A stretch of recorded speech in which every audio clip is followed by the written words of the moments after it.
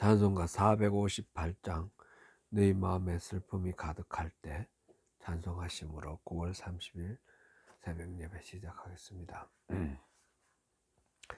너희 마음에 슬픔이 가득할 때 주가 위로해 주시리라. 아침 해같이 빛나는 마음으로 너 십자가 지고 가라. 참 기쁜 마음으로 십자가 지고 가라. 내가 기쁘게 십자가 지고 가면 슬픈 마음이 위로받네. 때를 따라서 주시는 은혜라서 가란 심령에 힘을 얻고 주가 언약한 말씀을 기억하고 너 십자가 지고 가라. 참 기쁜 마음으로 십자가 지고 가라. 내가 기쁘게 십자가 지고 가면 슬픈 마음이 위로받네. 내가 맡은 일 성실히 행할 때에 주님 앞에서 상 받으리. 주가 베푸신 은혜를 감사하며 너 십자가 지고 가라. 참 기쁜 마음으로 십자가 지고 가라. 내가 기쁘게 십자가 지고 가면 슬픈 마음이 위로받네. 잠깐 기도하겠습니다. 은혜로우신 하나님, 오늘도 주님 안에서 살아가는 복된 하루 되기를 원합니다. 주님을 찬양하고 주님 말씀 묵상하며 주님 뜻을 순종하는 그런 하루 되기를 원하오며, 주님께서 온전히 우리를 그렇게 통치하시고 다스리시옵소서. 모든 것 주님께 올려드리며 예수님 이름으로 기도드립니다. 아멘. 예, 오늘 함께 은혜 나눌 말씀은 누가복음 6장 21절 말씀입니다. 같이 봉독하겠습니다. 지금 줄인 자는 복이 있나니 너희가 배부름을 얻을 것이며 지금 우는 자는 복이 있나니 너희가 웃을 것임이라. 아멘. 누가복음 6장의 평지설교 Sermon on the Plain을 보고 있습니다. 마태복음의 산상수훈에서는 8복이 있는데 평지설교에서는 4복이 있습니다. 그 첫 번째로 가난한 자는 복이 있나니 하는 말씀에 대해서 어제 우리가 살펴보았습니다. 여기서 말하는 가난은 누군가의 도움이 없이는 스스로 생존조차도 어려운 물질적인 가난을 가리키는 말입니다. 그런데 이 물질적인 가난의 배경을 보니 헬라 제국의 통치자들이 유대 종교 여호와 신앙에 대해 무자비하게 탄압하고 우상 숭배를 강요한 것에 대한 저항이 있었음을 우리가 보았습니다.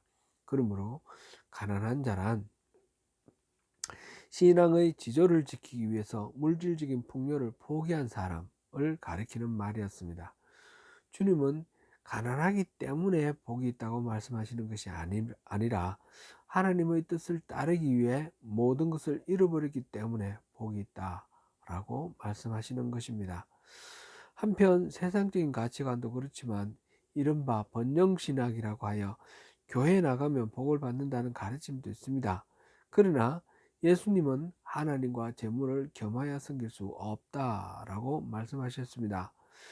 가난한 자가 복이 있다는 말씀은 돈, 곧 물질의 위력에 굴하지 않고 오직 하나님께만 복종하는 사람이 복이 있다는 말씀입니다. 하나님이 필요하시면 물질의 풍요를 주시기도 하고, 하나님이 필요하시면 물질적인 궁핍 가운데 살게 하시기도 합니다. 그러한 물질의 마음이 빼앗기면 하나님 말씀대로 살 수 없습니다. 우리는 참된 그리스도인으로서 물질의 마음을 주지 않고 오직 하나님만 마음을 다하고 뜻을 다하여 사랑하여야 할 것입니다. 오늘 본문 21절에서 사복의 둘째와 셋째에 대하여 말씀하고 계십니다. 같이 다시 한번 읽겠습니다. 지금 줄인 자는 복이 있나니 너희가 배부름을 얻을 것이며, 지금 우는 자는 복이 있나니 너희가 웃을 것이며. 이 복들에 관해서도 마태복음에서는 수식과 해석이 붙어 있습니다. 누가는 줄인 자라고 했는데 마태는 의에 줄이고 목마른 자라고 했고, 누가는 우는 자와 웃는 자를 대조하고 있는데 마태는 애통하는 자와 위로받을 것이다 라고 대조하고 있습니다. 그렇다면 줄인 자, 즉 배고픈 자와 우는 자는 누구를 가리키는 것일까요? 이는 우리가 앞에서 봤던 그 가난한 자의 다른 표현입니다. 가난해서 굶주리고 가난해서 우는 것입니다. 그러니까 하나님의 뜻에 순종하기 위해 가난을 선택한 자들이 경험해야 할 구체적인 삶의 고통과 역경을 말합니다. 가난이 그 자체로 복이 아닌 것처럼 굶주림과 우는 것 자체가 복이 될 수는 없습니다. 세상적인 기준으로는 오히려 복이 아니라 저주라고 할 수 있습니다. 그러나 그 굶주림이 하나님의 뜻을 따르기 위한 선택이라면 가치 있는 일입니다.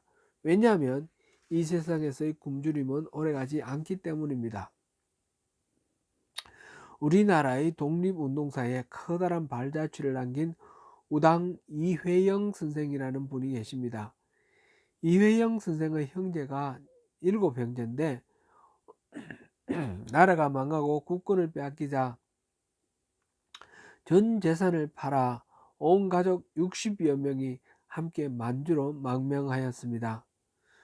그리고 그곳에서 독립운동을 하였습니다. 이회영 선생은 고종의 헤이그 밀사 사건을 뒤에서 이렇게 주도하였고, 만주에 신흥무관학교라는 것을 세워 무장 독립운동의 기초를 닦았으며, 의열단을 김원봉 장군의 그 의열단을 뒤에서 물질적으로 후원하여서 직접 무장 독립운동을 펼쳤습니다. 지청천 장군이나 이범석 장군 같은 분들은 신흥무관학교 출신이고, 김자진 장군의 청산리 대첩, 홍범도 장군의 그 봉오동 대첩 등 일제강점기 초반 눈부신 전과를 올렸던 독립 전쟁에서 그 독립군들의 대다수가 바로 신흥무관학교 출신이었습니다. 이회영 일가가 망명할 당시 땅을 처분한 돈이 지금 돈으로 200조 원 정도 된다고 합니다. 이 어마어마한 큰 돈을 모두 독립운동과 관련하여 썼습니다. 그 형제들과 가족들은 나중에 거의 굶어 죽었습니다. 이 회영은 일본군에 체포되어 살해당하였고, 해방 이후에 살아서 남아 돌아온 그 형제는 7형제 중에 한 명, 이시영 한 사람입니다. 이시영 선생은 나중에 대한민국의 초대 부통령이 되었습니다. 이회영의 손자로는 국회의원도 하고 국정원장을 한 이종찬 씨와 지난 20대 국회의원 한 이종걸 씨 등이 있습니다. 어마어마한 재산을 다 바쳐 독립운동에 투입하고 자신들은 가난으로 고통하다가 거의 굶어 죽는 세상적으로는 너무 어리석고 비극적인 삶을 살았습니다. 그러나 그들의 공로로 조국은 제2차 세계대전이 끝난 후 독립을 할 수 있게 되었습니다. 이 땅에서의 유한한 조국 독립을 위해서도 이렇게 모든 것을 바친 이회영 일가의 삶이 그러할진데, 영원한 하나님 나라를 위하여 이 땅에서 누릴 물질적 부여를 돌아보지 않고 헌신한다면 그 영원한 나라의 보상이 얼마나 영광스럽겠습니까? 평지설교에서는 지금 당하는 역경과 장차 올 복을 대조하고 있습니다. 지금은 비록 굶주리고 울어야 하지만 장차 올 하나님 나라에서는 배부르고 웃게 될 것이라 하십니다. 이 부분을 메시지 성경에서 이렇게 번역하였습니다. 누가복음 6장 21절 말씀입니다. 굶주림에 지친 너희는 복이 있다. 그때야 너희는 메시아의 음식을 먹을 준비가 된 것이다. 하염없이 눈물 흘리는 너희는 복이 있다. 아침이 되면 기쁨을 맞게 될 것이다. 메시아의 음식, 메시아가 차려주시는 음식, 잔치 음식입니다. 시편 23편 5절에 보면 주께서 내 원수의 목전에서 상을 베푸시고, 그렇게 됐는데 바로 그 원수의 목전에서 베풀어 주시는, 차려주시는 잔치 음식상, 그것이 바로 메시아의 음식입니다. 굶주림에 지친 너희가 바로 그 원수의 눈앞에서 잔치상을 받을 만한 준비가 되었다라고 하십니다. 또 아침은 하나님이 다스리시는 새로운 세상에서 맞이하게 될 시간입니다. 이 모두 하나님 나라가 완성될 때를 상징적으로 가리키고 있습니다. 즉 현재는 굶주리고 눈물을 흘리더라도 그때는, 하나님 나라가 완성될 때는 만족하며 기뻐하게 될 것이라는 약속입니다. 이 약속을 제대로 이해한다면 오늘 겪는 굶주림이나 고통 가운데서도 결코 단지 슬퍼하거나 탄식하며 살지는 않을 것입니다.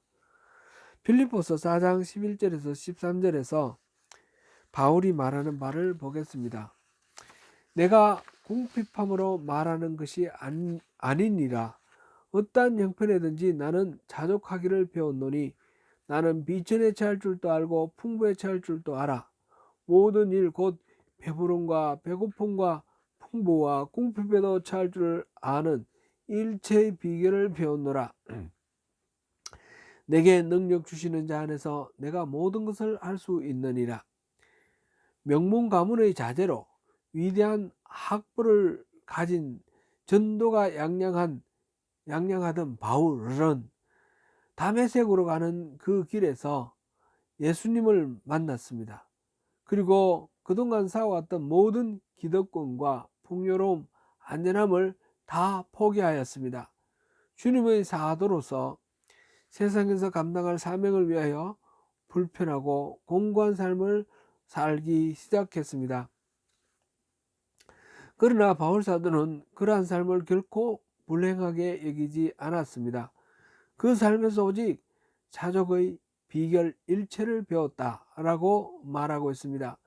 삶의 바른 가치를 발견하고 바른 목표를 세운다면 그 과정이 어떠하든지 자족할 수 있습니다. 이것이 바로 신앙의 신비입니다. 사랑하는 성도 여러분, 세상적인 삶의 평안함에 취해 살기보다 주님이 주신 고귀한 인생의 가치를 누리면서 배고프든지 배부르든지 슬픈 일들을 겪든지 기쁜 일들로 차 있든지 주님의 약속을 믿는 그 믿음과 소망 안에서 승리하시는 저와 여러분이 되시기를 축원합니다. 기도하겠습니다. 은혜로우신 하나님, 가난한 자는 복이 있나니 너희가 하나님 나라가 너희 것이며, 지금 줄인 자는 복이 있나니 너희가 배부름을 얻을 것이며, 지금 우는 자는 복이 있나니 너희가 웃을 것이며. 누가복음에서 말하는 사복의 세 가지 복을 살펴보았습니다.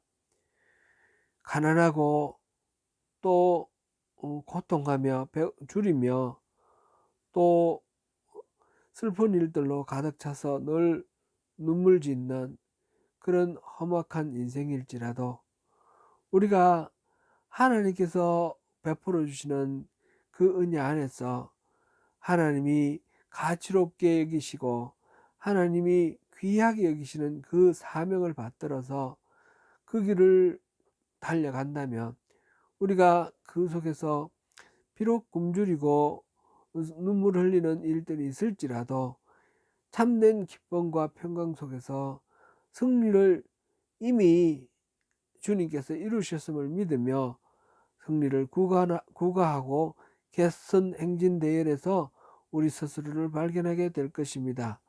하나님, 우리는 굶주리고 우는 자가 아니라 웃으며 배부른 자가 이미 되어 있음을 우리는 알게 됩니다.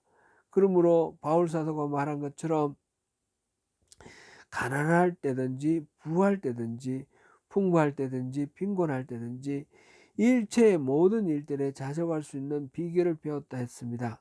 내게 능력 주시는 자 안에서 모든 것이 가능하다 했습니다. 주님, 우리의 고백입니다. 주님 은혜 베풀어 주셔서 우리가 이 고백 속에서 승리하며 참된 기쁨과 평강을 누리며 살아갈 수 있도록 오늘도 도와주시옵소서.